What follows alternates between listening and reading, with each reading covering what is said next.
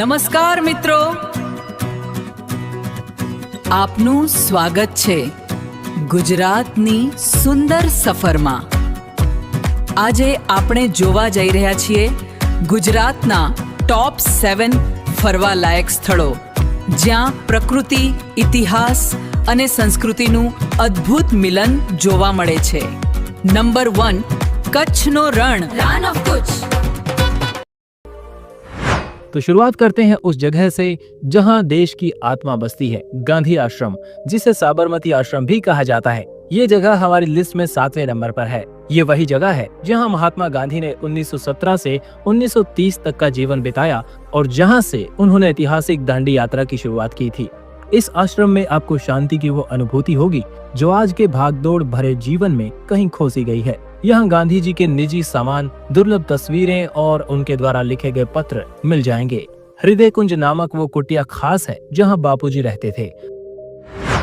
अब चलते हैं 6ठे नंबर पर मौजूद गिर नेशनल पार्क में, जो एशिया की शेरों की आखिरी पनाहगाह है। सौराष्ट्र इलाके में फैला ये नेशनल पार्क वाइल्ड लाइफ प्रेमियों के लिए किसी जन्नत से कम नहीं। यहाँ एशियाटिक लायन और उनके प्राकृतिक आवास में देखना एक रोमांचक अनुभव होता है। 1400 वर्ग किलोमीटर में फैले इस जंगल में 500 से ज्यादा शेर, तेंदुए, चीतल, नीलगाय, मगरमच्छ और 300 से ज्यादा पक्षियों की प्रजातियां हैं। यहाँ सफारी के दौरान आपको जंगल की अनसुनी आवाजें, ताजी हवा और जंगल की रहस्यमयी शांति का एहसास होगा। अक्टूबर से जून तक यहाँ का समय घूमने के लिए सबसे ज्यादा बढ़िया होता है। अगर आप प्रकृति के करीब आकर रोमांच की तलाश कर रहे हैं तो ये जगह एकदम परफेक्ट है।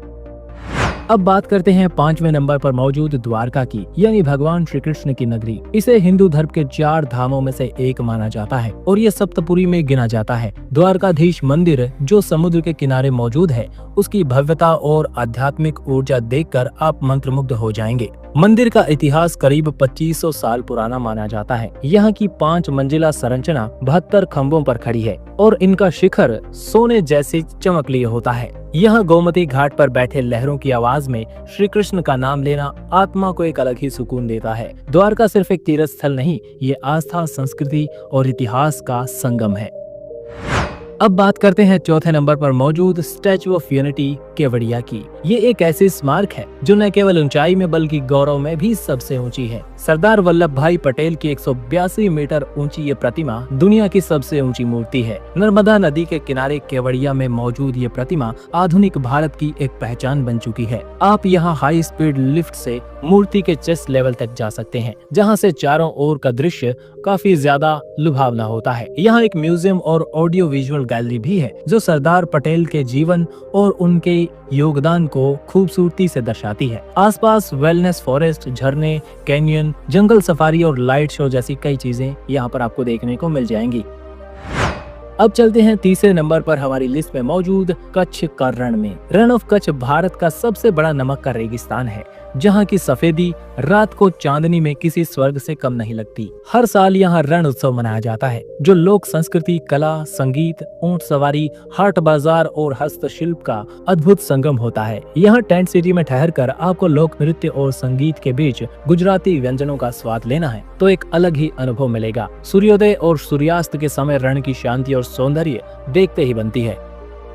अब बात करते हैं 2रे नंबर पर मौजूद पावागढ़ और चंपानेर के बारे में। ये एक ऐसी जगह है जो यूनेस्को वर्ल्ड हेरिटेज साइट्स की लिस्ट में शामिल है। ये जगह इतिहास प्रेमियों के लिए खजाना है। यहाँ 8वीं से लेकर 16वीं शताब्दी की वास्तुकला और संस्कृति को बहुत ही नजदीक से देखने को मिलता है। पावागढ़ पहाड़ी पर मौजूद काली माता का मंदिर एक प्रमुख तीर्थ स्थल माना जाता है, जहाँ भक्तजन दर्शन के लिए पहाड़ी चढ़ते हैं। नीचे चंपानेर शहर में मस्जिदें, महल, बावड़ियाँ और पुराने मकान आज भी इतिहास की कहानी सुनाते हैं। खासकर जामा मस्जिद की वास्तुकला देखते ही बनती है।